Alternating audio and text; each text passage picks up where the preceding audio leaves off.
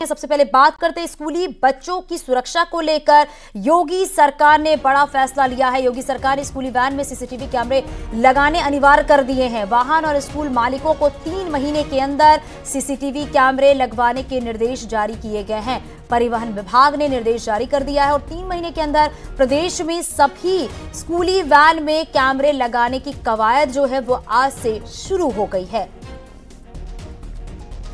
तो सभी school van में सीसीटीवी अनिवार्य कर दिया गया है और सीसीटीवी कैमरे लगाने के लिए 3 महीने का समय दिया गया है और आज से ही स्कूली वैन में कैमरे लगने की प्रक्रिया जो है वो शुरू हो चुकी है। तो योगी सरकार का बड़ा फैसला सामने आया है, जहां पर बच्चों की सुरक्षा को देखते हुए अब सभी स्कूल वैन में सीसीटीवी कैमरे लगाए जाएंगे ताकि पूरी तरीके से निगरानी रखी जा सके। सीसीटीवी लगाने के लिए 3 महीने का वक्त दिया गया है, क्योंकि देखा गया है कि कई बार ऐसी घटनाएं हुई हैं जिसको देखते हुए अब योगी सरकार सख्त नजर आ रही है और गाड़ी मालिकों और स्कूलों को ये निर्देश दे दिए गए हैं कि जितने भी स्कूल हैं उन सभी स्कूल वैन में सीसीटीवी कैमरे लगना अनिवार्य है और आज से प्रक्रिया शुरू हो गई है।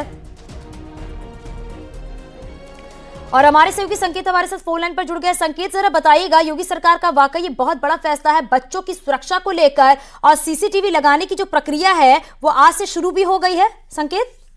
बिल्कुल, मुख्यमंत्री योगी आदित्यनाथ ने सीधे तौर पर पिछले दिनों निर्देश दिए थे कि सभी जो स्कूली वैन, जो जितनी भी उत्तर प्रदेश में स्कूली वैन संचालित होती है उनमें सीसीटीवी कैमरे लगाए जाएं।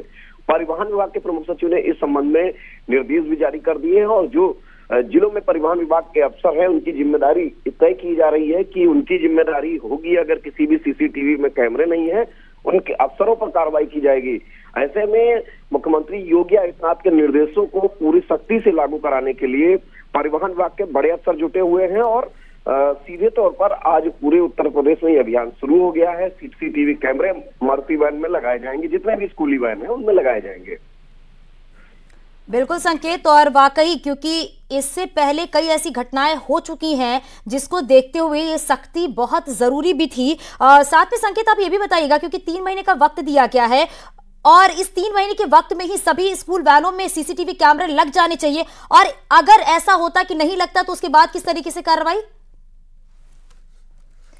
तो देखिए, एक बहुत बड़ा फैसला आया है योगी सरकार की तरफ से। बहुत शुक्रिया संकेत इस पूरी जानकारी के लिए।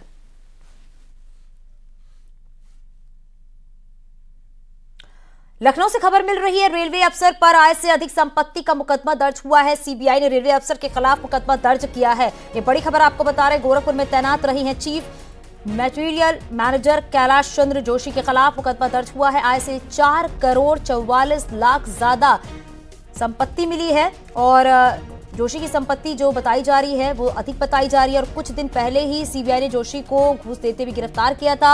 जोशी के ठिकानों पर छापेमारी में दस्तावेजों की जांच के बाद अब मुकदमा दर्ज हुआ है। तो ये बड़ी खबर आपको बता रही हैं। बताया ये जा रहा है कि आय से अधिक संपत्ति का ये पूरा मामला है, जिसमें रेलवे अफसर पर जो आय से अधिक संपत्ति है उस पर यह मुकदमा दर्ज किया गया है और सीबीआई ने रेलवे अफसर के खिलाफ ये मुकदमा दर्ज किया है। बताया ये जा रहा है कि अब इस पूरे मामले की जांच होगी और देखा जा रहा है कि कैलाश चंद्र जोशी के खिलाफ ये मामला दर्ज हुआ है। आय से 4 करोड़ 44 लाख ज्यादा कैलाश जोशी की संपत्ति मिली है और कुछ दिन पहले ही सीबीआई ने जोशी को घूस लेते गिरफ्तार किया था। हमारे सहयोगी ऋषभ मणि हमारे साथ फोन लाइन पर जुड़ गए। ऋषभ, जरा बताइएगा, क्योंकि देखा जा रहा है कि रेलवे अफसर पर आय से अधिक संपत्ति का ये मुकदमा दर्ज हुआ है और क्या जानकारी, किस तरीके से इस पूरे मामले की जांच होगी? देखिए, गोरखपुर में तैनात थे वहां के जो chief material manager Kailash Chandra Joshi, जो रेलवे के सीनियर अफसर थे, इन पर घूसखोरी का आरोप लगा था। इनको घूस लेते गिरफ्तार किया था सीबीआई ने। उसके बाद से ही सीबीआई ने इनके कई ठिकानों पर छापेमारी की थी। उस छापेमारी में खुलासा हुआ है कि इनकी जो नौकरी है उससे जितनी आय हो रही है उससे 4 करोड़ 44 लाख रुपए ज्यादा की इनके पास संपत्ति निकली। लिहाजा डिस्प्रोपोर्शनेट एसेट, आय से अधिक संपत्ति का मुकदमा भी सीबीआई ने दर्ज कर लिया है। और जो बताया गया, इन्होंने परिजनों के नाम पर करीब 5 करोड़ 9 लाख रुपए की इनके इन्वेस्टमेंट मिले हैं और इनके देहरादून, नोएडा में फ्लैट मिले हैं। लॉकर में 54 लाख के जेवर मिले हैं और 30,000 चांदी के सिक्के बरामद हुए थे। नोएडा के रेल नगर में एक फ्लैट था तो तमाम इन्वेस्टमेंट इनके मिले थे, तमाम नकदी जेवर मिले थे, जो कैलकुलेट किया गया इनके आय से काफी ज्यादा निकल रहे थे, लिहाजा अब सीबीआई ने उस पर भी एफआईआर दर्ज कर ली है।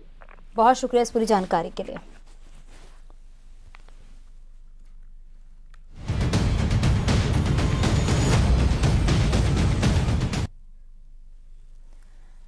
पूरे उत्तर भारत में कड़ाके की सर्दी पड़ रही है। यूपी के कई जिलों में शीतलहर की चपेट देखी जा रही है और प्रतापगढ़ में भी लोग ठंड से परेशान हैं। मौसम विभाग के मुताबिक आने वाले दिनों में दिन में ठंड और बढ़ेगी। सोमवार को लखनऊ में अधिकतम पारा जो रहा है वो 18.5 और न्यूनतम 9 डिग्री तक, और आज सुबह न्यूनतम तापमान 9 डिग्री दर्ज किया गया है। उत्तर रेलवे के मुताबिक कोहरे और ठंड के चलते 26 ट्रेनें जो हैं वो देरी से चल रही हैं। ठंड को लेकर कई जिलों में स्कूल भी बंद कर दिए गए हैं। सिद्धार्थ नगर में क्लास 1 से लेकर 12 तक के स्कूल 3 जनवरी तक के लिए फिलहाल बंद कर दिए गए हैं। तो देखिए, ठंड से अभी राहत नहीं मिलने वाली है और ट्रेनों की रफ्तार पर किस तरीके से ब्रेक लग गई है ठंड बढ़ने की वजह से। और देखिए, आपको एक एक करके बताते चल रहे हैं कि चेन्नई नई दिल्ली 6 घंटे लेट चल रही है और कानपुर नई दिल्ली जो है वो 2 घंटे लेट चल रही है। ऐसी कई ट्रेनें हैं जो लेट चल रही हैं। प्रयागराज से नई दिल्ली वाली जो ट्रेन है वो 2 घंटे लेट बताई जा रही है। राजेंद्र नगर नई दिल्ली ट्रेन जो है वो 3 घंटे लेट चल रही है और हैदराबाद नई दिल्ली ट्रेन जो है वो 1 घंटे लेट चल रही है। तो बनारस नई दिल्ली 1 घंटे लेट है। तो कई ट्रेनें जो हैं इसकी रफ्तार पर ब्रेक लगा हुआ है ठंड की वजह से। दिल्ली एनसीआर में कड़ाके की ठंड और प्रदूषण की दोहरी मार झेलने को मजबूर हैं लोग। फिलहाल आपको बता दें, आज न्यूनतम तापमान में भारी गिरावट दर्ज की गई है और न्यूनतम तापमान 6 डिग्री सेल्सियस दर्ज किया गया है। वहीं अधिकतम तापमान की अगर बात करें तो अधिकतम तापमान 16 डिग्री सेल्सियस दर्ज किया गया है। 2 से 3 डिग्री पारा नीचे गिरा है। आपको बता दें, पोल्यूशन की अगर हम लोग बात करें तो पोल्यूशन में भी लगातार कंटिन्यूएंसी देखी जा रही है। इस समय नोएडा का एयर क्वालिटी इंडेक्स 300 से ज्यादा दर्ज किया गया है। वहीं ग्रेटर नोएडा का AQI भी 300 से ज्यादा दर्ज किया गया है। विजिबिलिटी 500 मीटर के आसपास है। हालांकि लोगों को कोहरे से जरूर राहत मिली है, लेकिन कड़कड़ाती ठंड ने लोगों को परेशान किया है। साथ ही पोल्यूशन की दोहरी मार भी लोग झेलने को मजबूर है। लगातार डॉक्टर और विशेषज्ञ ये अपील कर रहे हैं कि बच्चे और बुजुर्ग घरों से बेवजह नहीं निकले और अगर निकले तो मास्क और साथ में कम से कम ऐसे कपड़े पहने जो गर्म हो। और क्योंकि लगातार देखा जा रहा है ओपीडी में जो मरीजों की संख्या है वो वायरल फीवर के साथ साथ हार्ट की ओपीडी अब ज्यादा बढ़ गई। लिहाजा लोगों से यही अपील की जा रही है कि बेवजह घरों से नहीं निकले और निकले तो पुख्ता इंतजाम करके निकले। सर्दी लगातार बढ़ रही है, ठंड कपा रही है लोगों को, हाड़ कपाने वाली ठंड है। तापमान लगातार गिर रहा है। ऐसे में जिला प्रशासन ने और अथॉरिटीज ने यहाँ कमर कस रखी है, अलाव की व्यवस्था की है और लोगों को राहत देने की कोशिश की जा रही है। कैमरामैन योगेंद्र के साथ हिमांशु शुक्ला, न्यूज़ 18, गौतम बुद्ध नगर।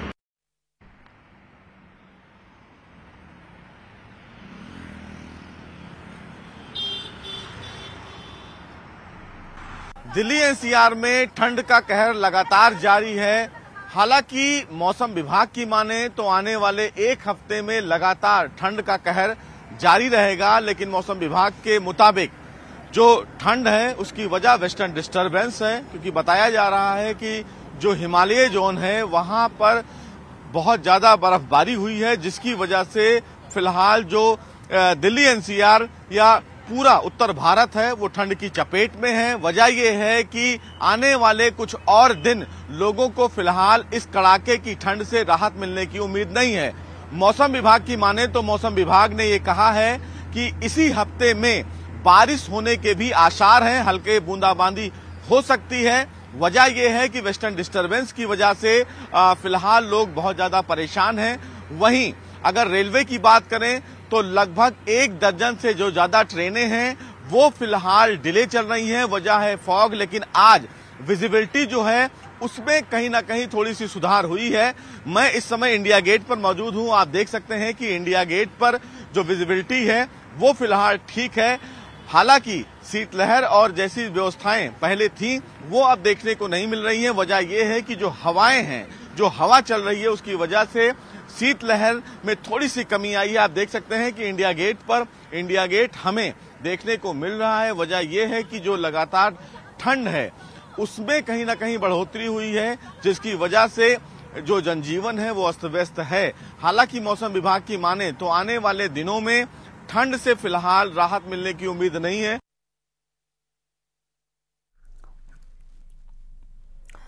खबर बदायूं से है। प्रेमिका के पिता पर प्रेमियों और प्रेमिका की हत्या का आरोप है। गला काटकर दोनों की हत्या की गई है।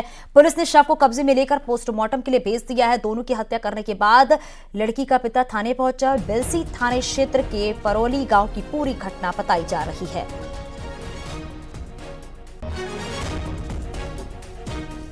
लड़की पक्ष के पिता और अन्य परिजनों ने मिलकर के फावड़े से दोनों की हत्या कर दी है।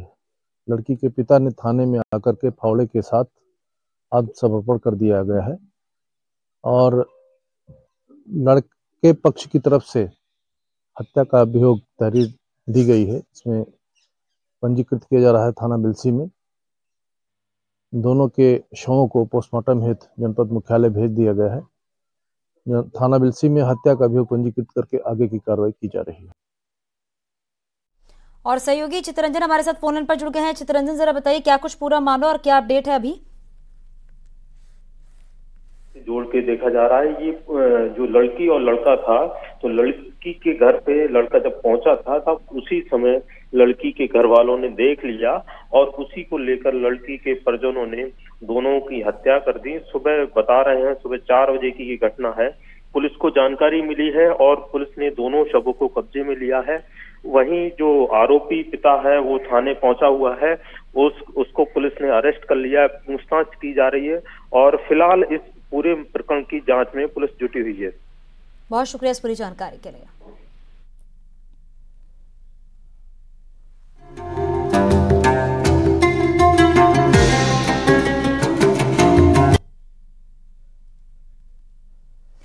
अयोध्या के राम मंदिर के लिए भगवान राम की मूर्ति का चयन कर लिया गया है। सूत्रों के हवाले से बताया जा रहा है कि मैसूर के रहने वाले अरुण योगीराज द्वारा बनाई गई मूर्ति का चयन राम मंदिर के लिए हुआ है।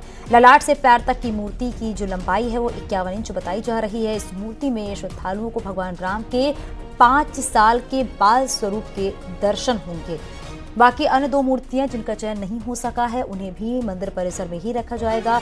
जिस मूर्ति का चयन किया गया है उसे ही 22 जनवरी को प्राण प्रतिष्ठा के दिन मंदिर में स्थापित किया जाएगा। केंद्रीय मंत्री प्रहलाद जोशी ने भी एक्स पर किए गए पोस्ट में मूर्ति के चयन की जानकारी दी है और केंद्रीय मंत्री प्रहलाद जोशी ने लिखा है कि जहां राम है वहां हनुमान है। अयोध्या में भगवान राम की प्राण प्रतिष्ठा के लिए मूर्ति का चयन जो है वो फाइनल हो गया है। हमारे देश के सुप्रसिद्ध मूर्तिकार हमारे गौरव अरुण योगीराज के द्वारा बनाई गई भगवान राम की मूर्ति अयोध्या में स्थापित की जाएगी। ये राम हनुमान के अटूट रिश्ते का एक और उदाहरण है। इसमें कोई दो राय नहीं है कि हनुमान की भूमिका कर्नाटक से रामलला के लिए ये एक महत्वपूर्ण सेवा है।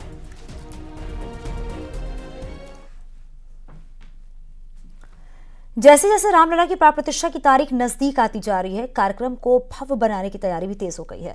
दिल्ली में राम मंदिर के मुद्दे पर आज एक बड़ी बैठक होने जा रही है। बैठक में गृह मंत्री अमित शाह और बीजेपी के राष्ट्रीय अध्यक्ष जेपी नड्डा शामिल होंगे। इस बैठक में देश भर से पार्टी नेताओं के आने की उम्मीद है। बताया जा रहा है कि हर राज्य में 2 पदाधिकारी जो हैं वो मौजूद रहेंगे इस बैठक में और आज दोपहर 2 बजे ये बैठक शुरू होगी। प्राण प्रतिष्ठा कार्यक्रम के बाद 24 जनवरी से पूरे देश भर की हर लोकसभा से हजारों की संख्या में आम लोगों को दर्शन कराने की योजना पर भी चर्चा होगी।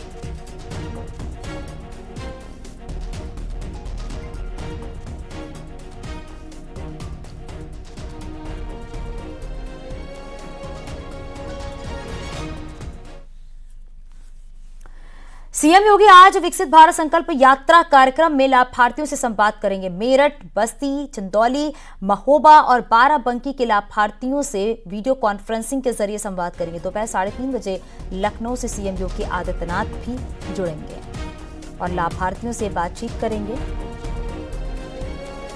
दोपहर 3:30 बजे लखनऊ से वीडियो कॉन्फ्रेंसिंग के माध्यम से सीएम योगी आदित्यनाथ जुड़ेंगे और विकसित भारत संकल्प यात्रा जो कार्यक्रम है आज उसमें लाभार्थियों से भी बातचीत करेंगे। मेरठ, बस्ती, चंदौली के लाभार्थियों से यहां पर संवाद करेंगे। सीएम योगी आदित्यनाथ महोबा, बाराबंकी के लाभार्थियों से बात करेंगे।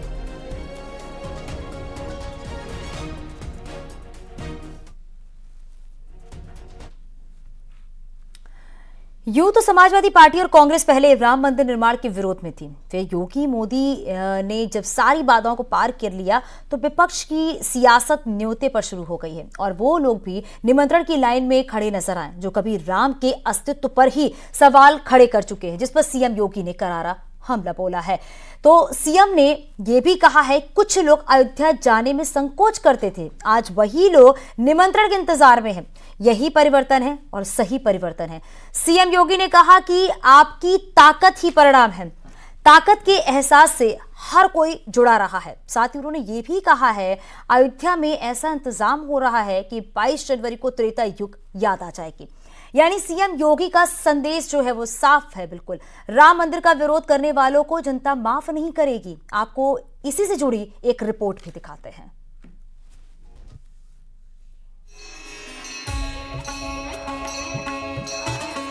इस देश के सारे आदर्शों का पर्याय राम है। कण कण में राम है और हर सांस में राम है।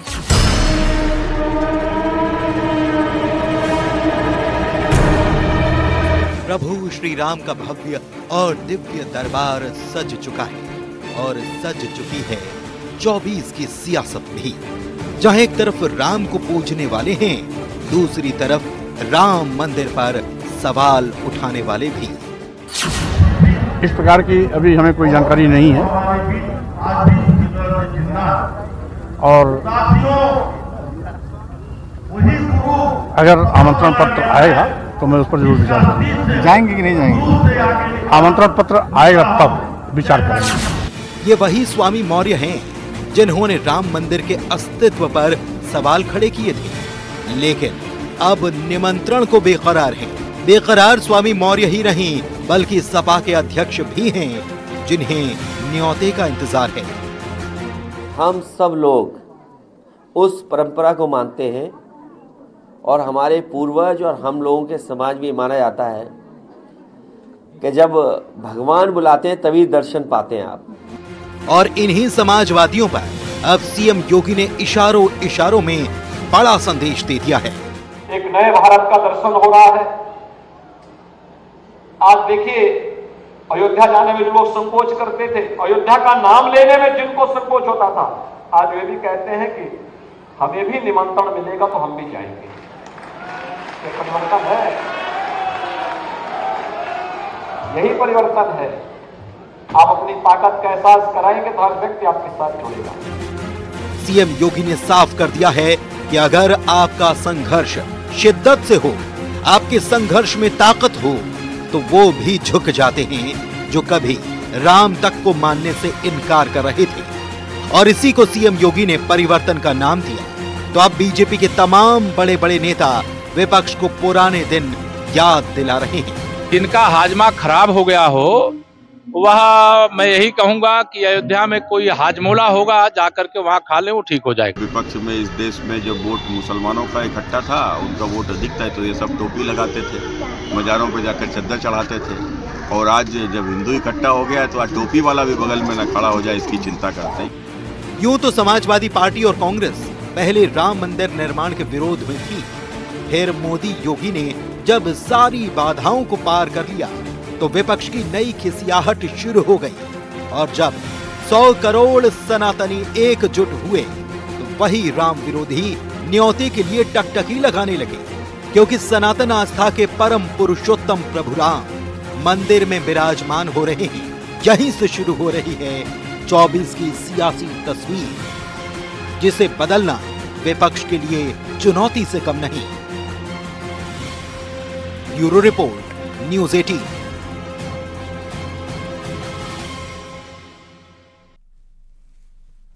तो 22 जनवरी को रामलला की प्राण प्रतिष्ठा होनी है, लेकिन उससे पहले अज़ुद्दीन ओवैसी का भड़काऊ बयान सामने आया है। राम मंदिर के उद्घाटन से पहले जो बयान आया है वो भी हम आपको सुनाने जा रहे हैं कि नौजवानों, हमारी मस्जिद हमने खो दी है, कहीं ऐसा ना हो मस्जिदें हमसे छीन ली जाए। नौजवानों, मस्जिद को आबाद रखो। ये बयान जो है अज़ुद्दीन ओवैसी की तरफ से सामने आया। क्या कुछ उन्होंने कहा, सुनाते हैं आपको। नौजवानों, मस्जिदों को आबाद रखो। नौजवानों, तुमसे मैं कह रहा हूं, और वहां पर क्या किया जा रहा है आप देख रहे हैं। नौजवानों, क्या तुम्हारे दिलों में, हमारे दिलों में तकलीफ नहीं होती? कहीं ऐसा ना हो कि मस्जिदें हमसे छीन ली जाए। मुझे उम्मीद है कि इंशाअल्लाह ताला आज का ये नौजवान जो कल का बूढ़ा होगा वो अपनी नजरों को आगे रखकर अपने दिमाग पर जोर डालकर सोचेगा कि किस तरीके से मुझे अपने आप को, अपने खानदान को, अपने शहर को, अपने महल्ले को बचाना है। वीएचपी ने ओवैसी पर पलटवार किया है। विनोद बंसल ने कहा है जैसे जैसे रामलला की प्राण प्रतिष्ठा की तारीख नजदीक आ रही है वैसे वैसे ओवैसी अनाप शनाप बयान दे रहे हैं। जैसे जैसे भगवान श्री राम की मंदिर में प्राण प्रतिष्ठा का समय नजदीक आ रहा है वैसे वैसे बाबरवादी और इस्लामिक कट्टरपंथियों के पैरोकार मुसलमान पार्टी के लोग बराबर मुस्लिम यूथ को भड़काने, बरगलाने और उनको आतंकवाद की राह पर धकेलने का कुत्सित प्रयास करने में जुट गए। भारतीय न्यायतंत्र का, सर्वोच्च न्यायालय का भी मजाक बनाने वाले ऐसे नेता मुस्लिम यूथ को कहते हैं कि अपनी मस्जिदों को आबाद रखो। और भाई आगे भी खबरें जारी हैं, छोटे से ब्रेक के लिए।